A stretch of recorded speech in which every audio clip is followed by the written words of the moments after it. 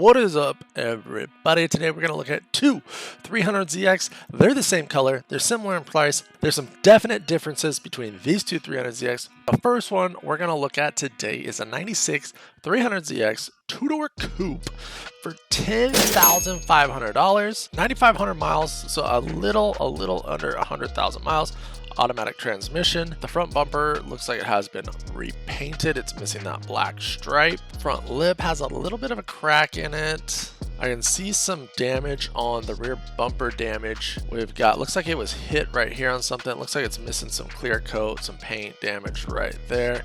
And it looks like that damage is transferred onto the back panel of the car, which is unfortunate and makes me wonder what's actually underneath here. How much damage is actually underneath that we can't see, which you always got to ask yourself. You always got to ask yourself that. Looks like it has the black stripe still intact that goes around the car. Just the front bumper maybe was repainted at one point. Original wheels. Looks like it has an aftermarket exhaust. I can't see any more damage. It doesn't look like there's any more damage to the car other than that. Underneath the hood. All right.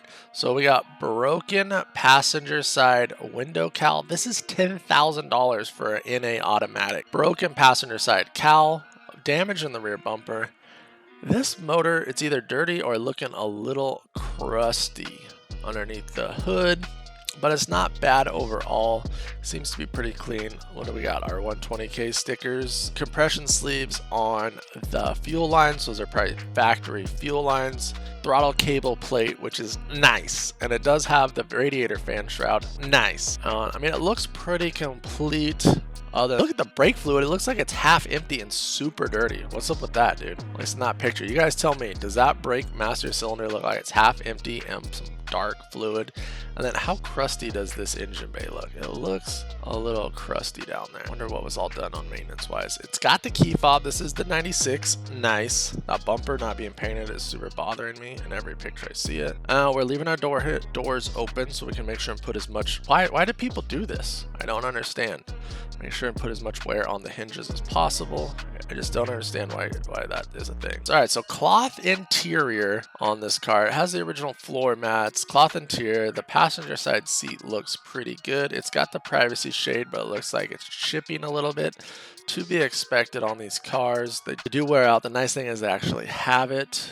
Automatic, door open. There's the door panel. It looks perfect. Those door handles like tend to fade to white a little bit. So that's not uncommon either, especially for how old this car is. Car does have under 100,000 miles, which is nice. Windows are tinted, which is nice. The door jambs are actually clean, which is nice. Not a lot of people take the time to keep those clean. Dash looks good. Everything looks good. Doesn't look like it's missing anything. We got a bunch of Tashley shit hanging from that and from that. Come on, man. So this is nice. It has the factory stereo. I really wish my car had that. I mean, I have it, but it doesn't work. I wish I had a working unit. Okay, I mean, everything looks as it should. None of the vents are broken. Doesn't look cracked. Any of the trim there. The steering wheel looks like it's in pretty good condition. Original floor mat on the driver's side. Driver's side seat looks good. Looks like it's in good condition. It's not ripped or torn. So, I mean, it's going to have a little wear, but it's not torn up. It's got the shades, got the privacy shade, got the T-top shades. Nice, nice, and nice. There you go. That damage looks pretty fucking bad in this picture. This rear bumper in general needs repainted because we see the clear coats all chipping off, paint's faded, and that damage is pretty bad. That is like might total this car out if it was reported to insurance, which I'm sure this was not. You just got to get this all straightened out. And the thing about these back quarter panels, you can't unbolt them and replace them. I mean, maybe you can push it out from the back side, but I don't know. That damage is not a friend of mine, especially for $10,000. Nah, not feeling it on this one. I mean, this is broken and missing too. Come on, dude. That's like less than $100. You could have that all replaced and wouldn't have to rag on you on that. Doesn't have a battery tie down either. Nice.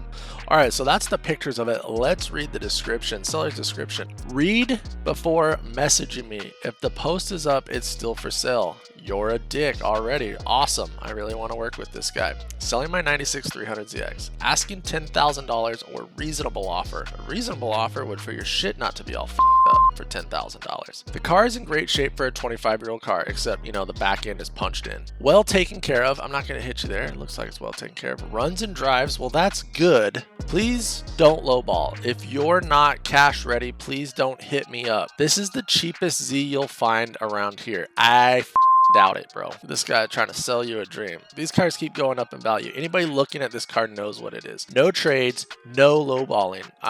This guy is a dick. Clean title, 2 owners, runs and drives, 95k miles, T-tops don't leak. Please don't waste my time if you're not cash ready. Do we really want to work with somebody that has a description like this? I know I don't want to buy a car from them, especially for $10,000, especially front bumper's been repainted, and especially they got some questionable damage right to the back that's not even easily fixable. And they tell you it's easily fixable, they're full of shit, they're lying to you, and it'd come down on their price. If you were to buy this car, you would have to have it repainted. You would have to know that that damage needs replaced if you want to protect your investment and actually put it in that top tier Z category that this person thinks it's in, but it's not quite in because of that damage and some questionable repainting that's been done. It's just not as good as some of the other ones I see. I want to give this a D because the price is so high, and if you bought this, you would be underwater on this car with the damage and with just, it's kind of dirty. It has low mileages. You're gonna have to fix some stuff. For how much it's gonna have to cost to fix that rear, have it painted, I would definitely look for a different car. This car, you have to get it at the right price. I would not get into this car for this much money at all. There's much better specimens out there. Now let's look at our second car. Our second car is a 95 Nissan 300ZX Coupe 2-door, $12,500. So for $2,000 more, you're gonna get this car, which I think is a much better buy. I'm gonna show you why. So 146,000 miles. So there is about 50,000 more miles on this car, which is, you know, it's 50% more miles than the first car had. You're gonna buy an older Japanese car, you're gonna need some maintenance on it. This picture right here, it looks like this car has been repainted. The black stripe is all the way gone. It's got some aftermarket wheels, it looks nice. It's oiled on coilovers tastefully. That all looks really good. And let's rag on this. Okay, aftermarket steering wheel, I'm not a fan of. I'm not a fan. Not a fan. I mean, I would like to see a stock steering wheel back in there, but that's easy. They might even have it. You never know. Go ahead and snatch one of those back up and throw it in there. This is your twin turbo model with the twin turbo gauge cluster. The seats are peaking. They look pretty good. The floor mats in this actually look better than the other one as well, which is crazy because this one has more miles, but these floor mats look much less worn. This car is actually cleaner just overall than the other one. It's vacuumed. The other one was pretty dirty on the carpet. Those seats, those seats are awesome. Looks like somebody just had those freshly upholstered. I'm jealous about those seats. They're the leather seats. They're super comfortable. If you buy this car, moisturize those seats, keep them nice for years to come, and stop any of the cracking and seam splitting that will happen down the road from neglect. The center console looks good. Like, the upholstery on this looks very nice. I really like those seats and everything got going on. But just all we got to do is change that wheel back to the stock one and be even better. The privacy shade in the rear on this car is missing, just FYI, so that's not complete. And the steering wheel is not complete. Floor mats actually look really good though. Door jambs look clean from this side, but it really tells on where it meets the door and the door hinges are at.